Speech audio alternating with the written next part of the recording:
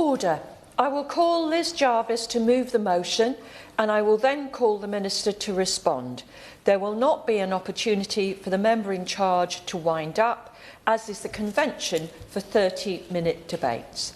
Order, order. Liz Jarvis to move the motion. Thank you, Chair. It is a pleasure to serve under your chairship, and I'm grateful to have the opportunity today to move this motion about the urgent challenges facing the hospitality sector in my constituency of Eastleigh and across the UK. Hospitality is not only a significant economic driver, but also the beating heart of our high streets and communities.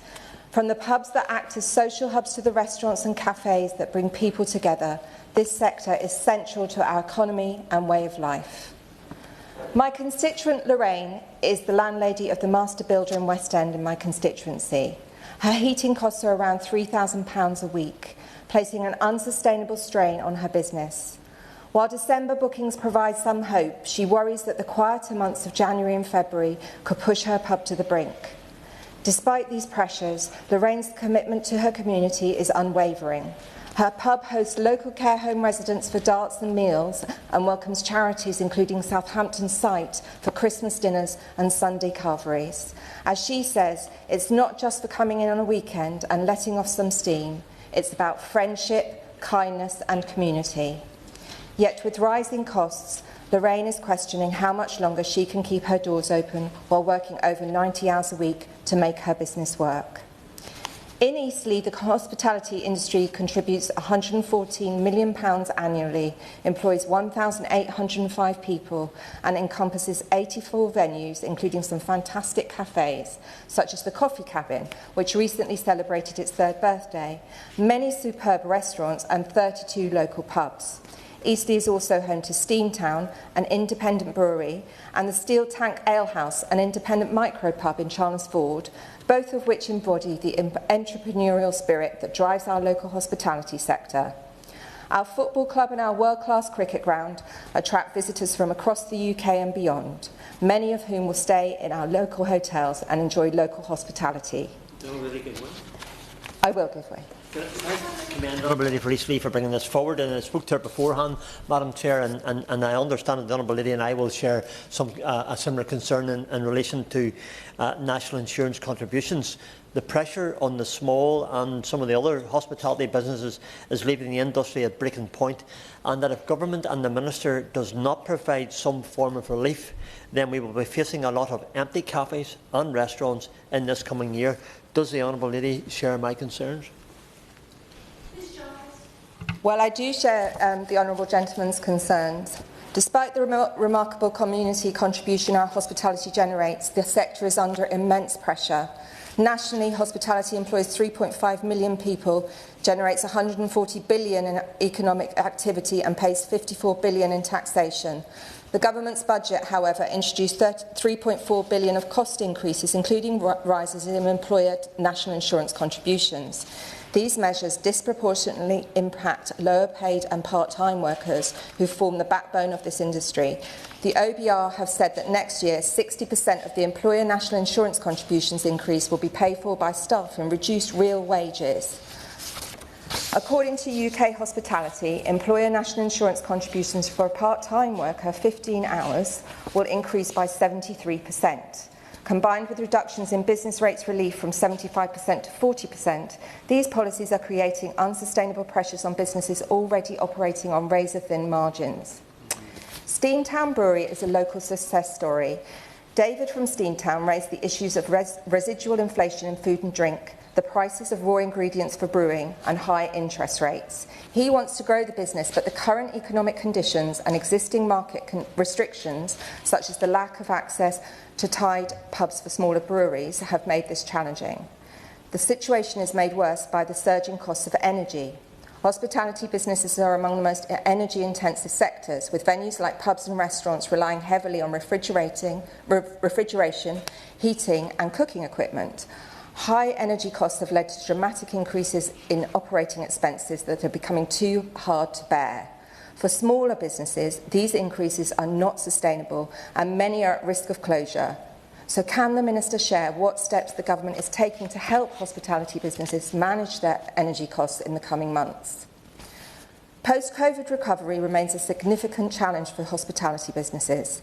Many are grappling with debt, reduced footfall and the shift of consumers to online food shopping.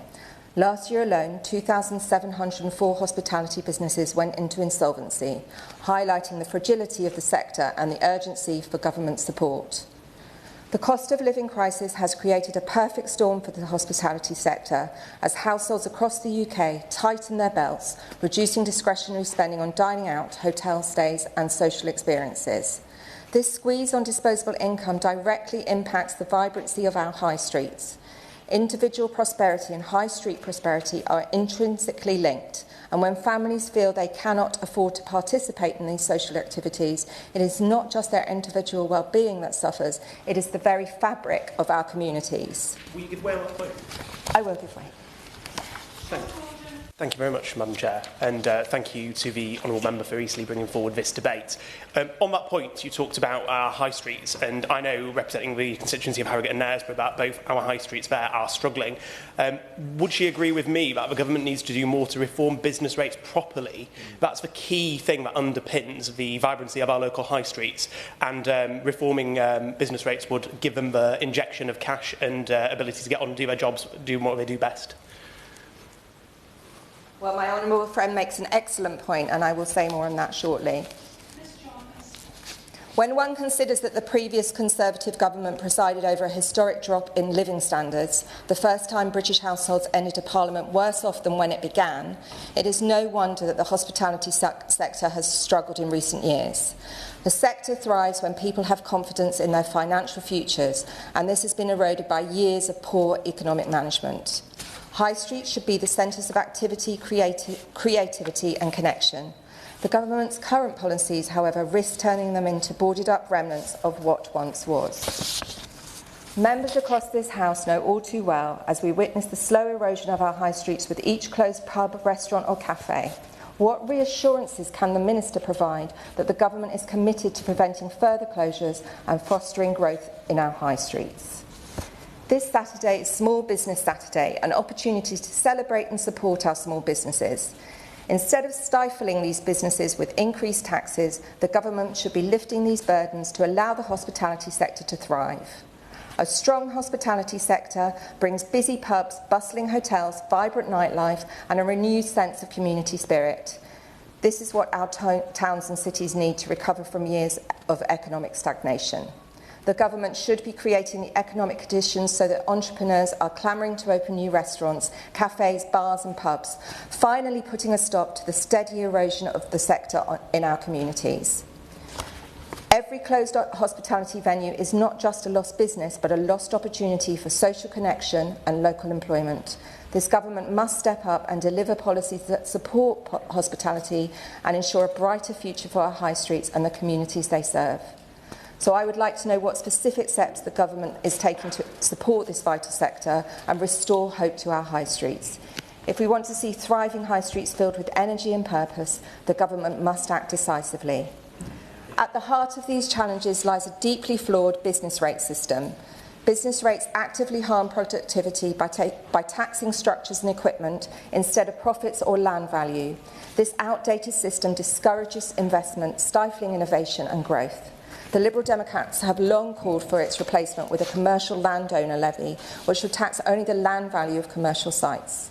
This reform would encourage investment in buildings and infrastructure, reduce taxes in 92% of local authorities, particularly in deprived areas, and shift the administrative burden from businesses to landlords. For high streets like those in Eastleigh, this could provide a much-needed lifeline. It would allow businesses to focus on growth and innovation while alleviating the crisis faced by small enterprises and hospitality venues.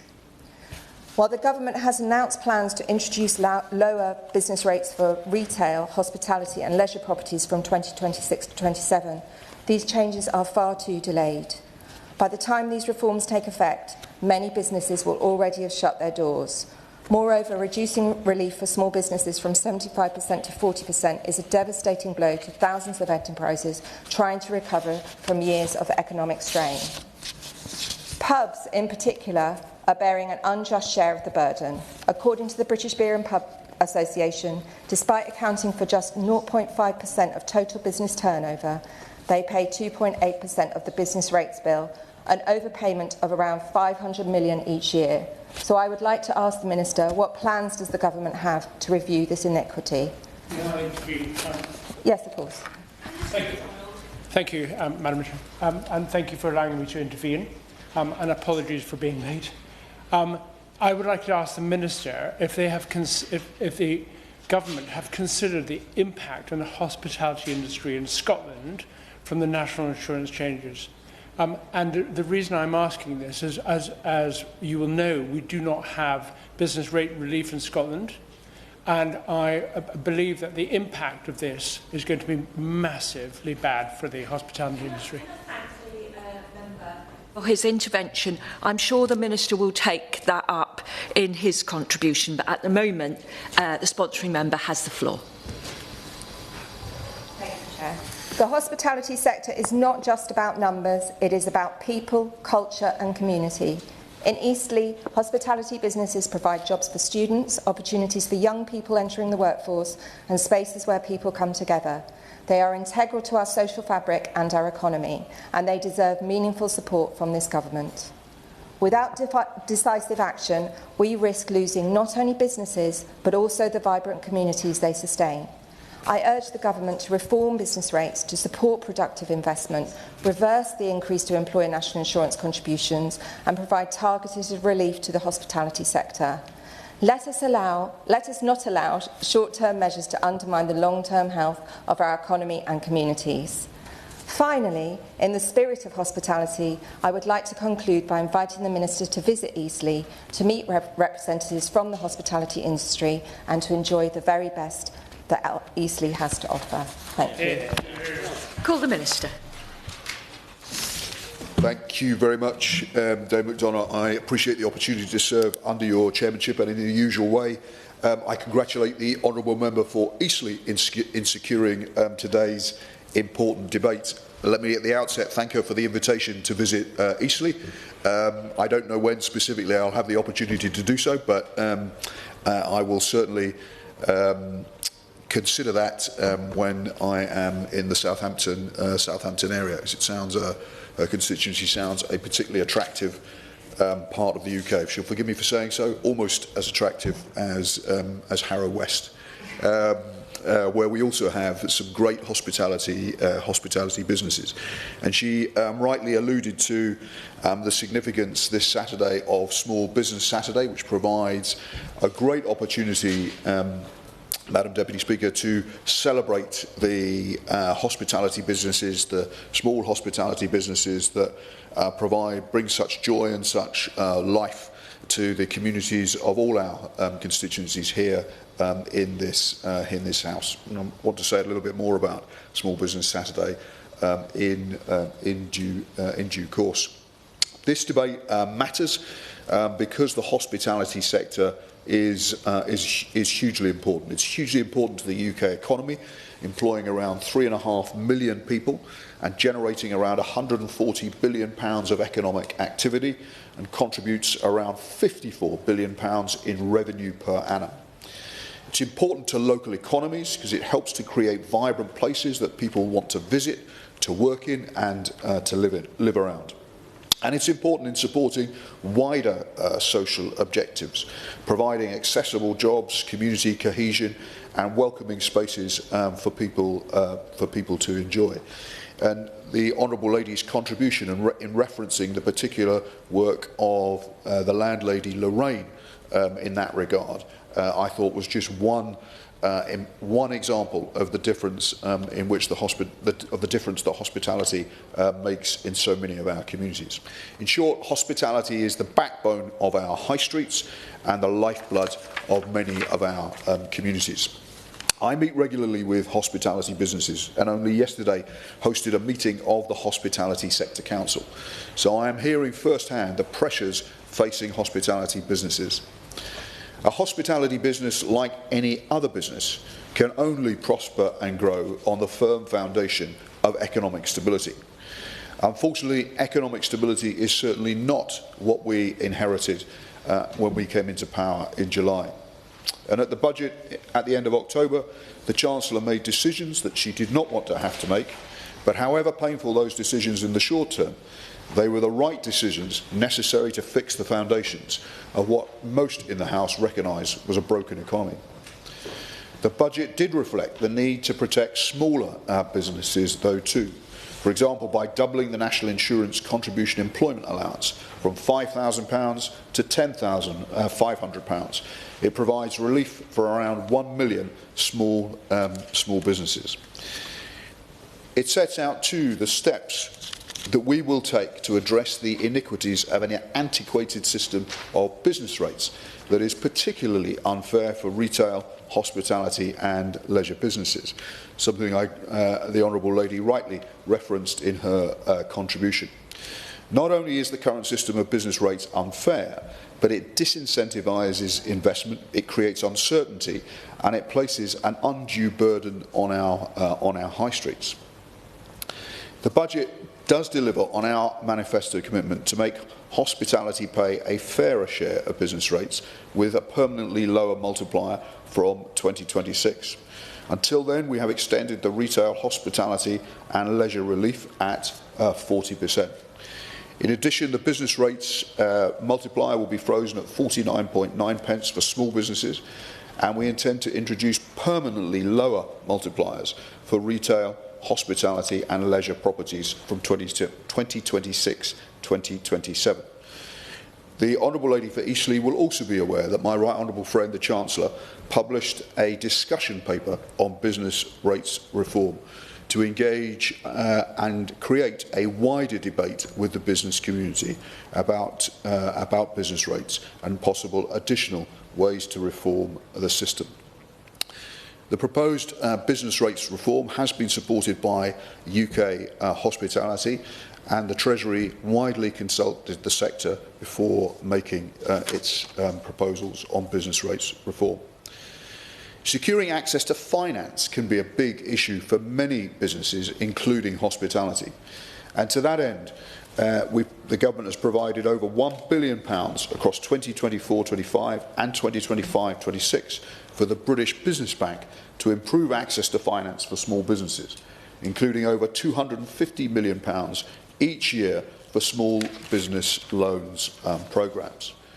The British Business Bank also supports community development finance institutions, community banks. Recently, I was lucky enough to visit Dillon's Brewery Spire Bar in Coventry. After the owner initially struggled to access mainstream sources of finance, he approached the Coventry and Warwickshire Reinvestment Trust, a community development finance institution, who stepped up and provided the funds needed for the brewery and bar to survive and indeed to prosper.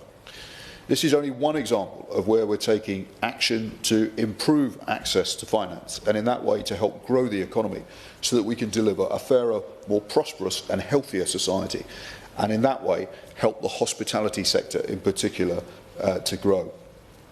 Growth is this government's #1 mission, and our new industrial strategy and small business strategy are both central to that mission going forward.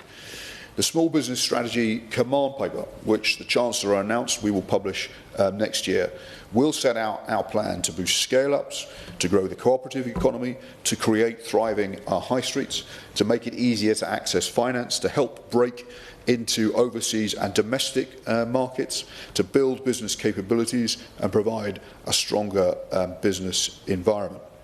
Now, the Honourable Lady in particular referenced the need to do more to support high streets. And she will, I'm therefore sure, be delighted to know of the high street rental auctions policy that colleagues in the Ministry for Housing and local government have brought into effect, allowing local councils to require landlords to open up facilities that have been closed down on our high streets so that businesses, whether hospitality or indeed other businesses, can take advantage of that space and bring renewed life to our high streets.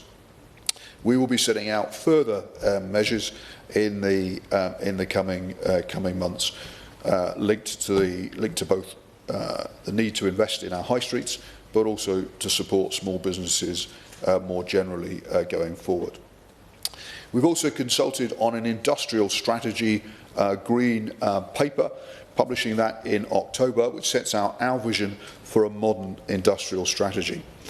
Together and through our growth mission, these two strategy papers will create the conditions for all businesses to invest and grow, for consumers to be able to spend with confidence and to help to break down barriers to growth at regional and national level as well. Jobs lie at the heart of our plans, backed by employment rights fit for a modern economy. So we published the Employment Rights Bill in October, and we will consult to ensure that we strike the right balance between the needs of businesses on the one hand and fairness for workers on the other hand.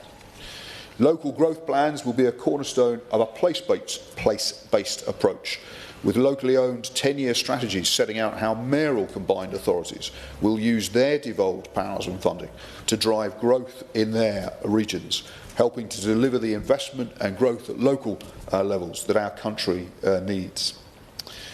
Hospitality businesses are not only important to supporting growth in our towns, our villages and our cities, they're also an integral part of our rural communities, providing accessible jobs and places for people and communities to come together. In fact, the social value of hospitality is arguably at its greatest in rural and more remote areas. But in all areas, hospitality provides opportunities for people to develop important life skills, as well as opportunities for those wanting a fresh start. And to enhance these opportunities, we have established Skills England, a new partnership with employers at its heart, which will transform the existing apprenticeship levy into a more flexible growth and skills levy, better suited to support businesses and to boost opportunities.